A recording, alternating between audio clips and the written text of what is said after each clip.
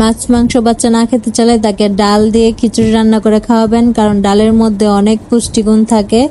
দেখতে পাচ্ছেন আমি আমার 1 বছর বাচ্চার জন্য খিচুড়ি রান্না করব, কারণ সে মাংস খায় না, জন্য ডাল দিয়ে তাকে খিচুড়ি রান্না করে দিব।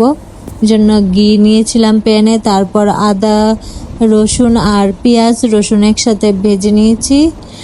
তারপর এটার মধ্যে ভাতের চাল, মসুর ডাল আর মুগ ডাল দিয়ে দিয়েছি।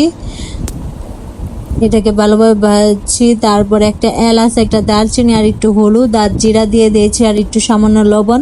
1 বছরের বাচ্চাকে লবণ দিতে পারবেন, 1 বছরের নিচে বাচ্চাকে লবণটা দিবেন না, ডাক্তারি মানা করে, এই জন্য দিবেন না। আমার বাচ্চা 1.5 বছরের জন্য আমি লবণ দিয়েছি।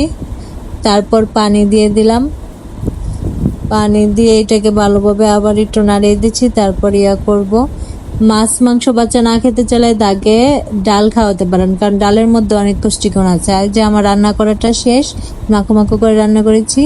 আশা করি আপনাদের ভালো লাগবে। আল্লাহ হাফেজ।